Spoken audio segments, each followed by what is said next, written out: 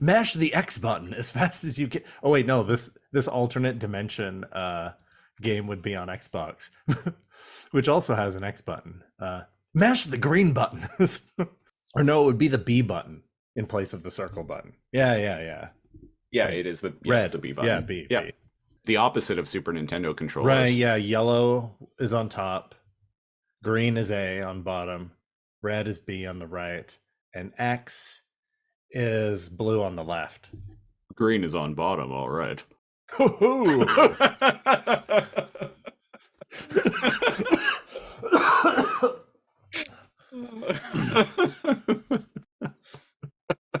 You said your last name like once on air, but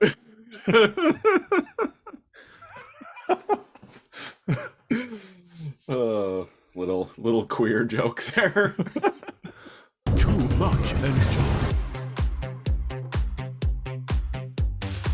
Beast Wars! man, these things look like toys. I don't even have a mouth, Megatron. No! I am transformed. Sigma balls, Gary. Maximal! Maximal! Does that mean transform? Trying is better than nothing, much like this podcast. Oh, no. Not that. Ah! Welcome back, listeners, to another mysteriously juicy episode of Too Much Energon, your favorite Transformers podcast, where two dudes talk about two Beast Wars. two dudes shit talk Beast Wars and Beast shit talk wars. I'm I'm one of your hosts, NeoCal, and I'm joined by the one and only Siege. Yes, Christopher Siege here, chiming in. How are you? How are you now? You know, shit talking the Beast Wars and talk shitting the war beasts. You know, that kind of thing. Looking at how beautiful these pages that we're about to review are, and then 15 minutes later forgetting everything that was on the fucking page. The war for the planet of the beasts. Battle for robot planet. Oh no, this is battle for crystal planet. Battle for crystal meth.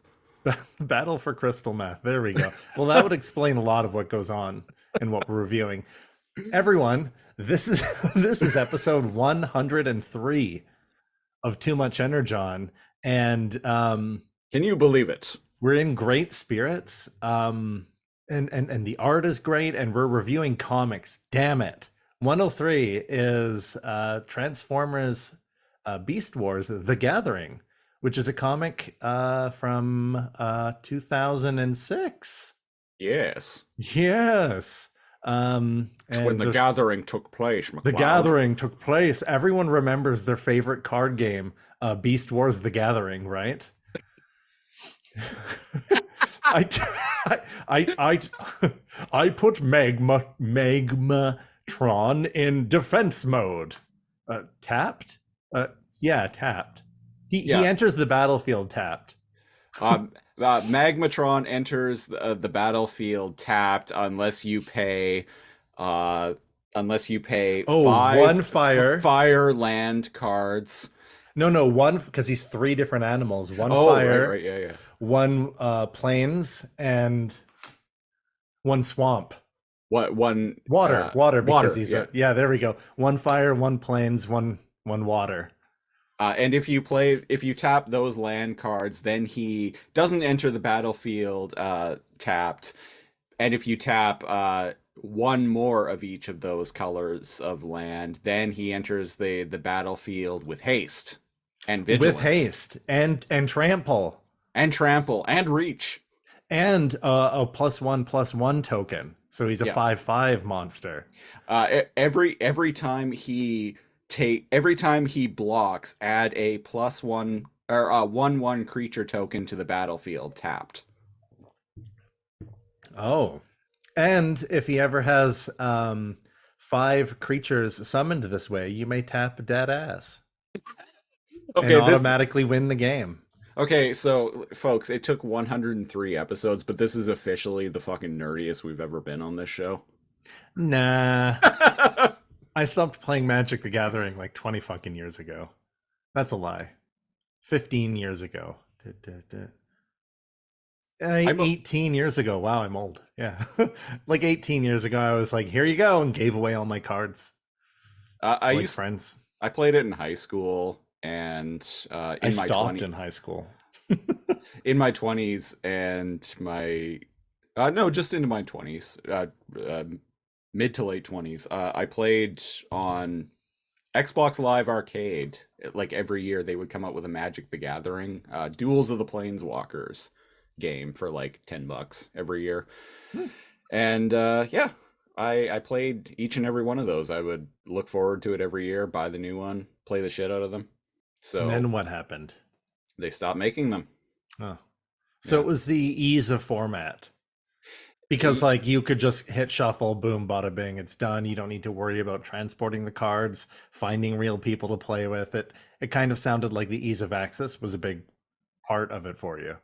Yeah, totally. And it also made me better at the rules, like understanding the rules of the game. Because not that I didn't when I was younger, but like after playing the video games for so long and actually like going back to playing the physical card game with like actual humans in person, what I noticed was a lot of people would don't really know the rules of Magic as well as they think they do. Because Or the yada yada things, and you need to be like, whoa, whoa, whoa, whoa, hold on, what did you just do? Because they're just like doing their turn as fast as they can, and you're like, whoa, whoa, whoa, what is this? Why did you untap this? Oh, because this came tapped, and then this like artifact like untaps anything you have on the field, and it's like you don't have enough mana, available mana to use that artifact. It's and, like and well, it's not necessarily that they're cheating, it's that that's how they've played that deck so many times, and nobody's fucking calmed their ass down and pointed it out.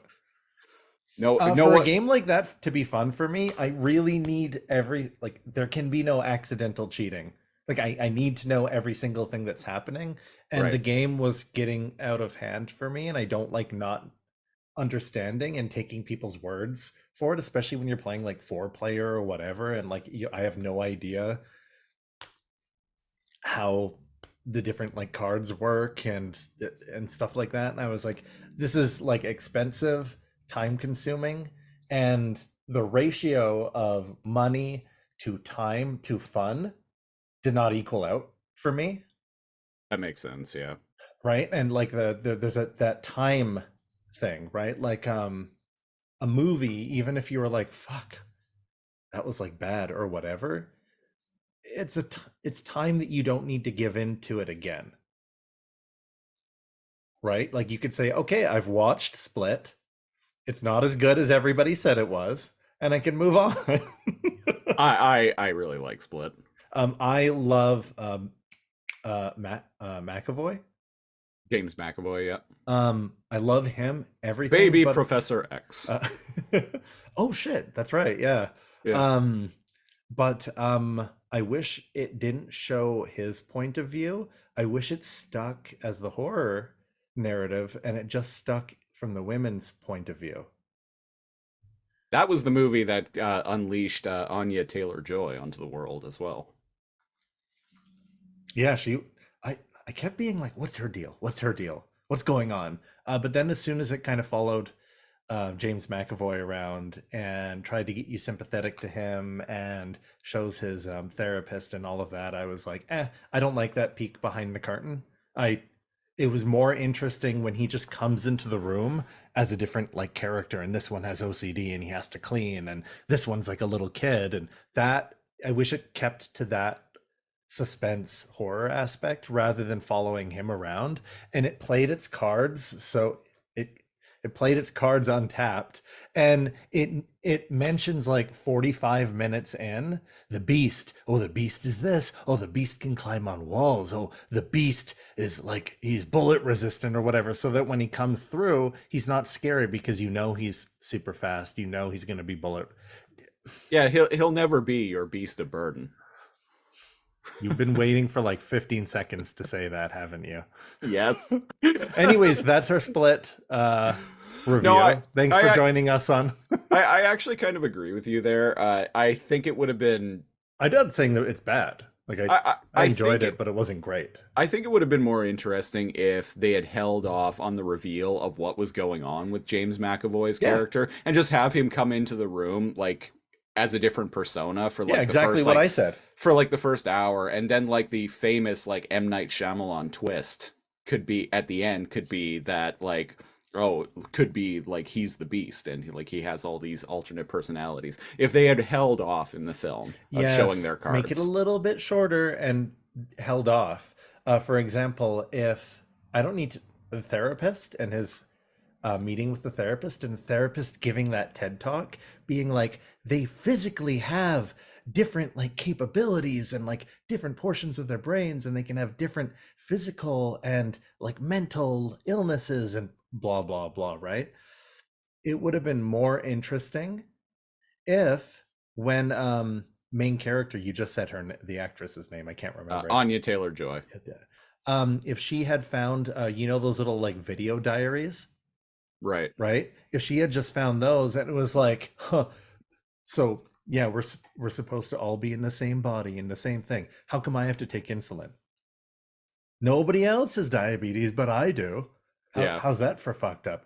Then it would have showed the viewer like, oh well, wait, what the fuck, one of like the 20 like personalities has diabetes but the others don't. I think the there are physical differences between them. That would have been a better way to reveal it out, but that only came like half an hour later after they already like very heavily like played their hand as the beast showing up. I think the stuff with the therapist, the idea was to kind of humanize Kevin. I don't think it works. But I think the intent was to kind of humanize Kevin and make the audience more sympathetic toward his plight. But there are scenes that aren't really all that necessary because like all the exposition that's delivered ends up getting retold to us through those video diaries that Anya Taylor-Joy finds. So I'm with you on these criticisms. I still really like the movie, but I enjoyed it for what it was because the make or break was James McAvoy. Like I'm sure it's one of those things where it's like, oh, Will Smith was originally wanted for the position for the role of Neo in the Matrix, and everyone's like, what? But that's because we're in the timeline where I think he would have been fine. Would have been a very different character. You and I both. He would have been fine. Yeah, it would have been fine. And you know what? There still would have been 2 sequels. Yep. Or he would have bailed on it because he's no, maybe. Yeah, probably. He did 3 Men in Black movies. Oh, that's a good point. Yeah. You throw enough money at Big Will, and he'll get jiggy with it. He'll get jiggy with it. I prayed, but there was never a Wild Wild West 2, and there never will be. No. There's a Anya Taylor-Joy movie that just came out called The Menu that I really want to see. It's another horror film. It's a horror kind of black comedy. Interesting. About it. She goes on a date on this retreat with this dude to this like hyper exclusive restaurant where like each like serving is like $1,250 because the chef is like this like world renowned chef, and murder starts happening. That sounds like the premise for an anime. I'm pretty sure it is. That sounds intriguing. It's getting really good reviews. And murder occurs because the chef is actually he's fed up with trying to please like really like hoity-toity people who don't care about He's fed up with hoity-toity people who don't actually care about the food that he's serving, but are just paying there just so they can say that they were there.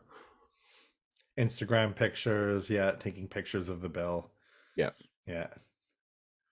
All the Karens he has to deal with. apparently there's a scene in the movie where his like sous chef, he tells his sous chef that like the meal, the dish that he prepared will like never be on the level of anything that he has made, and the sous chef is just like, yeah, it sucks, but you're right, and then like shoots himself in the head. It's quite a brutal That's movie, weird. apparently. Yeah. But yeah, I wanna see it. It's got my interest. You know what? You know what didn't have my interest? Wow, you took the words out of my mouth. I was like, so we both in the preamble, Siege and Neo here, as I talk about us as if they're different people, in the third person. Siege and Neo both In the read fourth person. the in the fourth person. Oh God. It was the best of times and it was the worst of times. We both watched it, and Siege was like, oh well, it's been like 2 hours and I can't remember any of this. I'm like, it's been 15 minutes for me and I don't remember any of this. Yeah, so the gist Never of the before, it's only taken 103 episodes. Never before has an episode more accurately been blah blah blah Beast Wars once and for all. This perfectly capsulates blah blah blah Beast Wars. So the gist of this comic is Razor Beast and his ragtag group of Maximals, including my boy Wolfang. Right, fan. because he went out and he went "Arroo!" and like pig called all the new Maximals. You know what? I'm gonna grab it because why not? Oh shit! I got a Wolfang toy right here. Wolf Fang is indeed in this. Oh, and he's transformed. Yeah, he's in robot mode. Oh right, he's got like a fucking The shield crossbow. is the his tail is like a crossbow, and the shield is his back. Hell yeah! Yeah, Wolfang. He's one of my favorite Beast Wars toys. Oh, Always has been since I was a kid. right. Yeah, you've mentioned that a couple times. One of the favorite toys that I had, and I told you about this, was like a weird alt line where like they were skeletons, like fossils, right?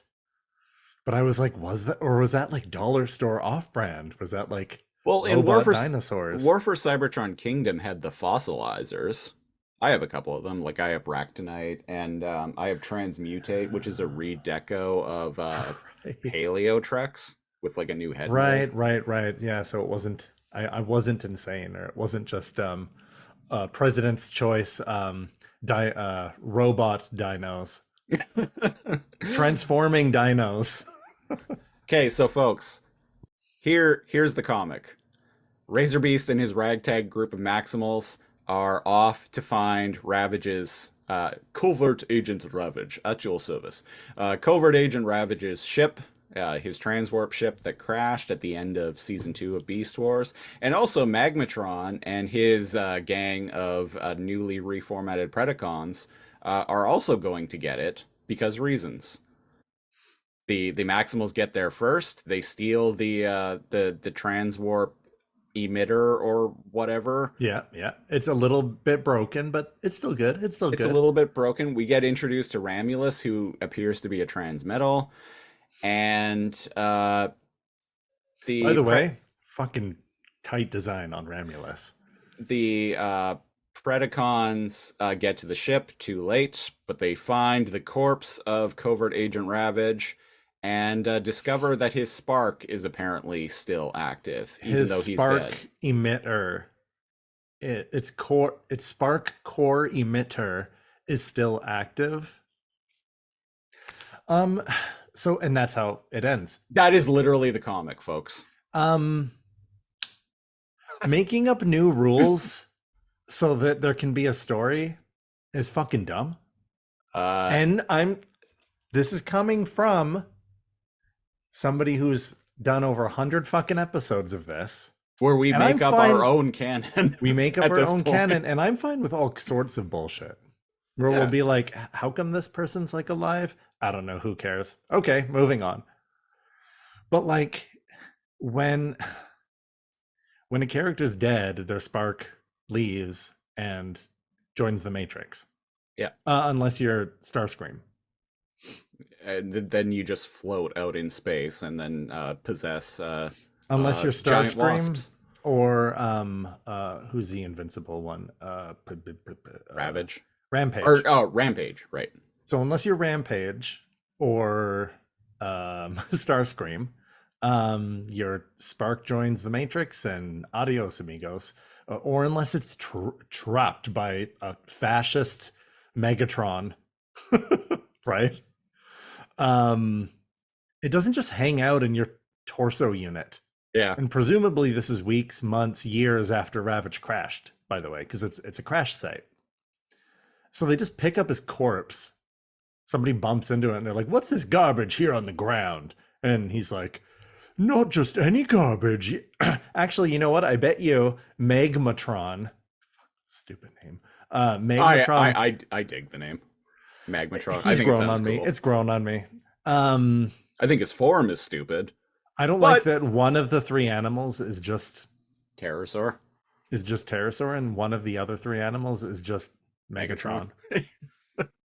Come on, you lazy bastards. Anyways, but he looks cool in robot form. The concept is kind of cool. He's a reverse.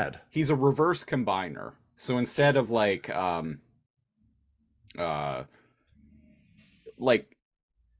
three beast modes combine into like a robot form. So it's a neat concept to me. Yeah, and we saw that in one of the Japanese Beast Wars movies. That was like Lio Convoy Jr. Lio Jr., Skywarp, and Santon, I believe was the elephant. I don't remember what they made. They made Magna Boss. Magna Boss, yeah. So that's cool, and which is also a cool name. Yeah. Like I said, Magmatron is growing on me, but they go into robot form and then they combine into a. Oh, you're right. Like into a combiner, like big combiner robot. I think it's cool that Magmatron is just like three beast modes that when they need to combine together to create a robot form. Yeah, I see what you mean now. That is kind of opposite. Yeah. But why was I even talking about him? He does something. I've lost my point here, folks. He's the bad guy. He boss guy. Oh right, he picks up Ravages. He magma bosses. I'm surprised he doesn't have a magma move. He doesn't spew lava. Disappointed in that. Maybe he will. Pterosaur died along with our man Scorponok by falling into lava. And so 1/3 of Magmatron is basically Pterosaur. I'm just saying. Got him. Conspiracy solved. The conspiracy nobody cared about. We're here in Too Much Energon. We're answering the questions nobody asked. Like why he's named Magmatron. It's because Pterosaur died from liquid hot magma. he died for our sins. He absolutely did. Scorponok too, sure, why not? He picks up the corpse and he's all like, but we can rebuild him. We can rebuild him. We don't have the technology. I assume this is the joke I was gonna make. Magmatron sounds like your impression of the Beast Wars video game Megatron. Oh. Okay. In my head. Maybe not. Well, Ravage's body clearly did not survive the crash. His spark core did. Perhaps what this conflict cries out for is a dash of Decepticon dogma. Yes. Decepticon dogma. Magmatron loves hearing himself talk even more than Megatron too. And though the battlefield, the battleground is this backwater world in a sinkhole. Yes, in time, the glittering prize is Cybertron itself.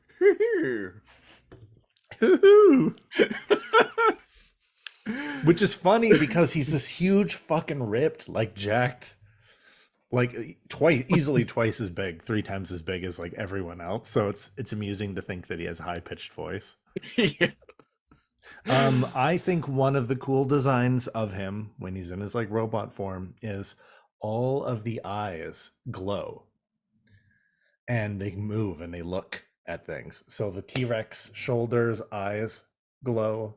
Pterosaur's eyes glow in his chest. His eyes glow, which are Pterosaur's body. And the little amphibious dinosaur, the little aquatic dinosaur, The Loch Ness monster. the Loch Ness monster. The head moves around and looks at who he's talking to. So here's the thing: the art and the art and the character design is phenomenal. Right. Maybe I said that last time too, but like, holy shit, did they deliver? But and they fight in a canyon.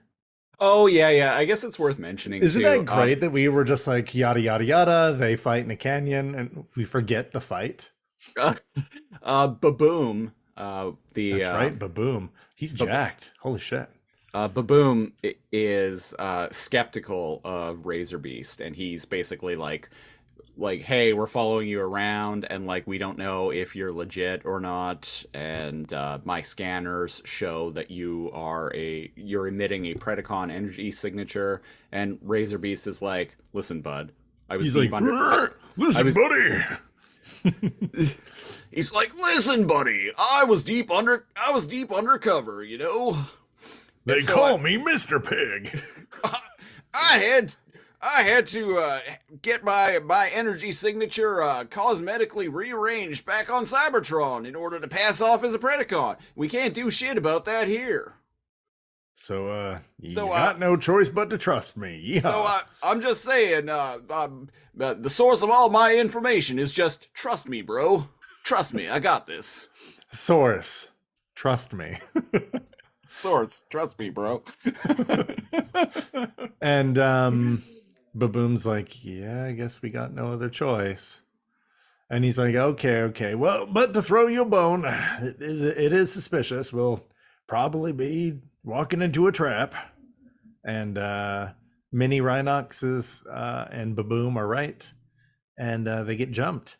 Yep. But then they get away. Yep.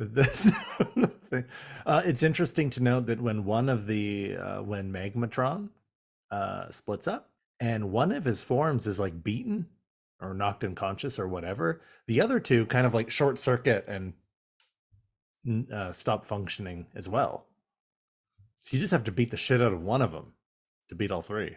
Yeah, what do they call it on the TF wiki? Like a myopic spark or something, where it's shared between one entity, but it's shared between multiple forms. Yeah.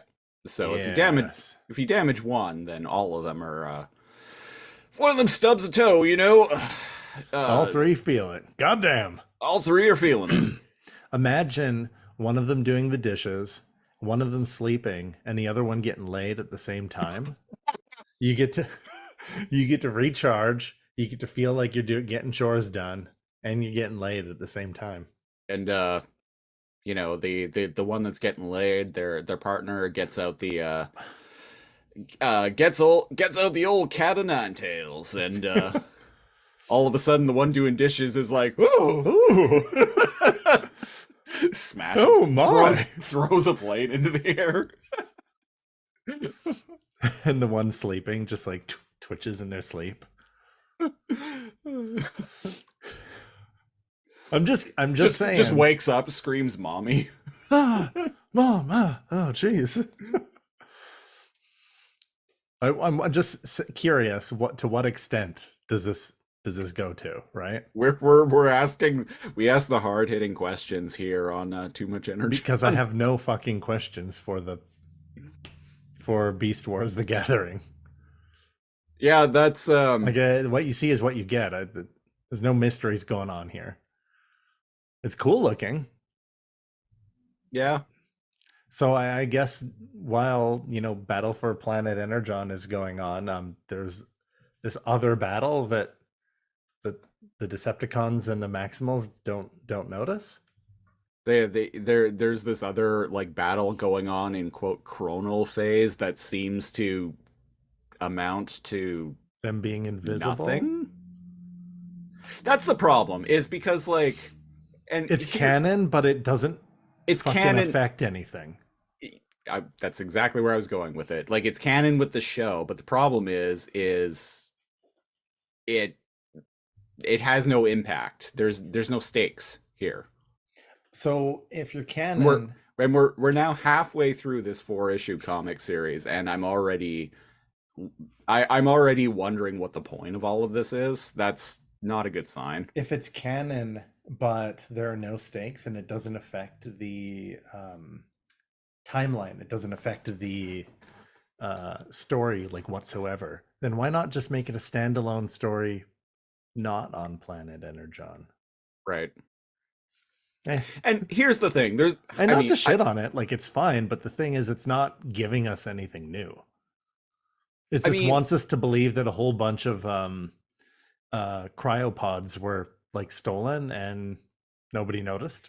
There's a way to do this kind of story that could be clever and interesting. Like, I don't know, make it so like Magmatron is the reason why Megatron discovers the Nemesis in the series finale of Beast War. Things like that. Like, have these characters affect the plot of season 3 of Beast Wars in ways that we weren't maybe previously aware of. Tarantulas with one of his machines is aware of their existence. Yeah. And he gets a hold of some of their technology, which explains all of his clandestine operations in the background. Yeah. And here's the thing, like, I haven't read all of the series yet. Maybe that will happen. But so far, that's not 50% of the series, we don't have any of that. Yeah. Yeah. Yeah, actually, that's I like that kind of like arc. Like, why not have a hole, like a plot hole, of which there are many in OG Beast Wars, kind of filled in by this side story happening. Yeah, I like that. Yeah, there's an opportunity here that this book is not capitalizing on, which is unfortunate. Yeah. Oh, or maybe what else? What other like hole could they have done? Yeah, like maybe they start to build the infrastructure around the Nemesis, and it wasn't actually Tarantulas that built all that. It's not actually Tarantulas having like 25-hour fucking days off screen with like 17 different labs and unlimited resources. Maybe it was like them that started it, and then Tarantulas kind of took over the project. The Transmetal Driver. Like, that was a thing that kind of just showed up in Beast Wars, and we're like, maybe they found it and activated it first. Yeah. I like that. Wouldn't it be fucking wild if in the next 2 episodes it just dropped all those things?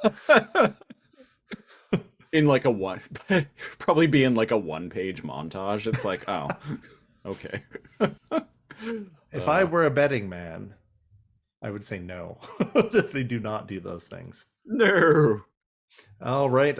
So I think we ran out of this is going to be the shortest episode of Too Much Energon in the history of ever. I think we ran about we ran out of talking about Beast Wars shit, and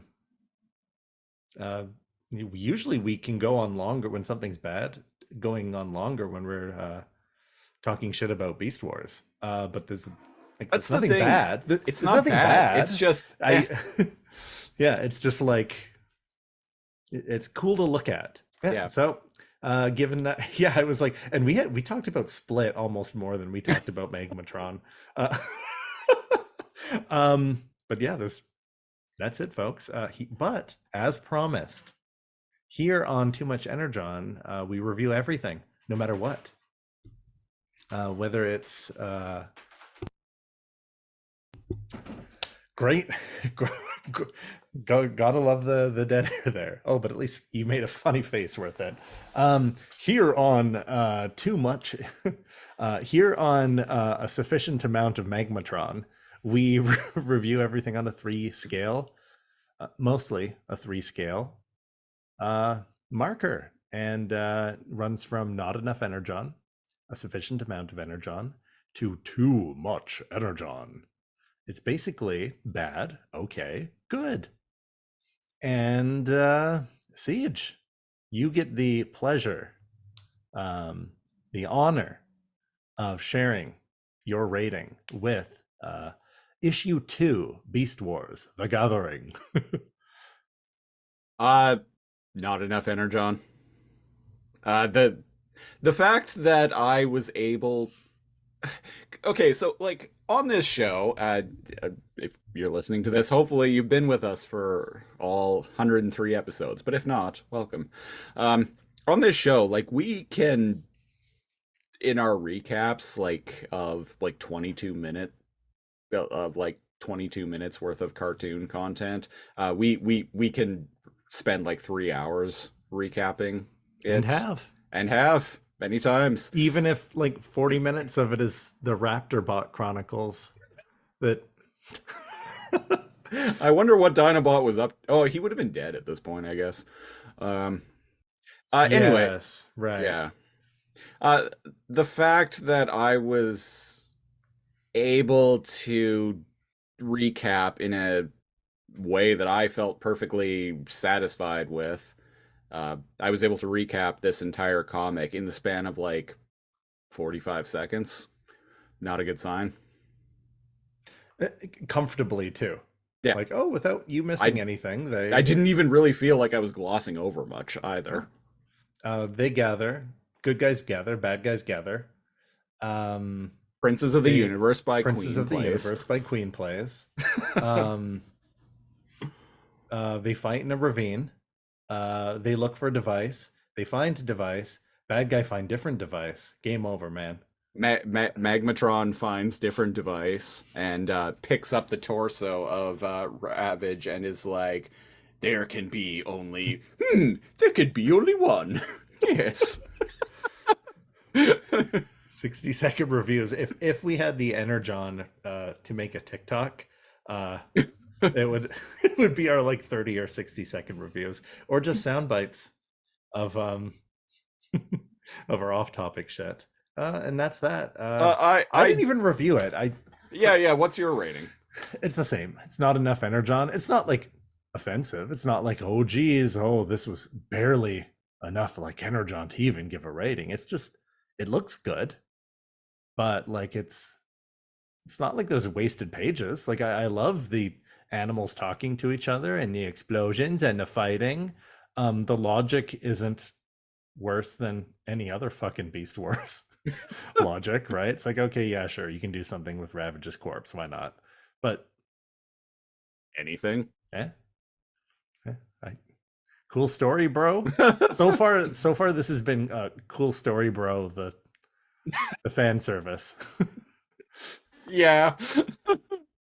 We got Jeremy. We got Angry Birds. We got Hyena Man. I work with a Jeremy, and I think it was yesterday I actually told him about how we use Jeremy. Oh shit! Like really? a running gag. Yeah. He thought it was funny. He like completely leaned into it too. Right. Shout out to you, Jeremy. Even though I know you're not listening to this. And never will. Yeah. Jeremy comes to us from early Too Much Energon days, where there was a lengthy conversation had about why if you include your fan fiction and your imagination and make believe, anything can be canon in your mind. The Beast Wars universe is infinite. Why, I have a character in my head canon that's named Jeremy from my young years, and he goes on adventures with Cheetor and Rattrap, yes, and even Dinobot. And it was like a big combiner that was like various different robots from like different combiners that aren't really designed to go together. So it's kind of because this guy like posed this is an adult. He looked older than I am, honestly. He posted a picture of him holding this like monstrosity, and it's just like it's various like combiners that aren't meant to go together, but he combined them together anyway. And so it's like this monstrosity of a transformer. Oh, physically, he actually had Yeah. something jerry together. Yeah. And he like posted a photo of himself holding this thing up. And its name was Jeremy. And its name was Jeremy, the very Cybertronian sounding name. Now, listeners, Jeremy. you might be like, "Oh, okay, this guy made this when he was young. His name is Jeremy." No, he had like a Philippine name or something like that. Like his name wasn't Jeremy. Yeah, which is even even more curious. Yeah, because like, how'd you land on Jeremy? That Cheetor, is actually Rhinox, Rat Trap, Dinobot. You know what you're getting, and then you got Jeremy. Who knows what Jeremy could be? Jeremy's in your heart. He can be whatever you want him to be. That is actually still to this day one of my favorite preambles that we've ever done. Is where we were talking about this. And I guess it makes a great outro too. Yep. That has been episode 103 of Too Much Energon. Best way to support the show, go to patreon.com/lazorcomb, LAZORCOMB, where at the single $5 tier, affectionately named the Gary tier, you get preamble audio. You get commentary tracks, you get our news and current events program, Lasercomb Tonight, and you get the opportunity to pick a show for us to review a random episode of on our other podcast, the Lasercomb Podcast. So if you want to get in on that, go to patreon.com/lasercomb. Follow me on Twitter at Lasercomb while Twitter still exists. Or you can follow the show proper at Too Much Energon. Cal, you are at... And I am at NeoKal, NEO_KAL. We'll be back next week with episode 104 of Too Much Energon, where we're going to be talking about Beast Wars the Gathering. Issue 3. Issue free. Issue free. Issue free. Remember, if you're going to slap a razor beast, it's always use an open palm. Run along now, beach talk. Run along now, beast talk. Oh fuck! Oh, that's folks, that is a reference to me watching. A couple of years ago, I watched the movie, the James Bond movie. Which one was Goldfinger? it? Goldfinger, I think. Yeah, Goldfinger for the first time ever. And there's a scene early on in that movie. At like a pool. At like a pool where Sean Connery is like hanging out with this woman in a bikini, and some as like James Bond does on occasion. As played by Sean Connery, and some like colleague of his shows up to like give him information about a mission or something like that, and he quite literally, and this is 10 minutes into the movie, he quite literally like smacks the woman on the ass and is like, "Run along now, man talk." And it was just seeing this movie for the first time in like 2020 or 2021, whenever it was, I was just astounded by the level of sexism going on there. So it's kind of become a recurring joke. Run along now, beast talk. Run along now, beast talk. That's how we get rid of our partners before we start recording. Partners or even friends or animals. We go, run along now, beast talk, and just swat them on the ass. Doesn't matter who it is, or if we don't share or if that crosses boundaries. If you're in the room when we're recording, you get butt smacked. That's right, we're worse than Magmatron.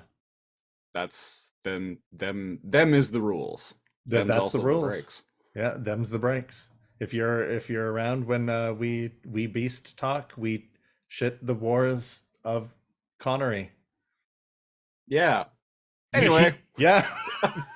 Until next week, I've been The Siege, one of your hosts. And I'm NeoKal, and I was kidding. Always respect boundaries. Yes, very, very important. Until next week, beast mode. Good. Run along now, beast mode. Bye-bye. Beast Wars!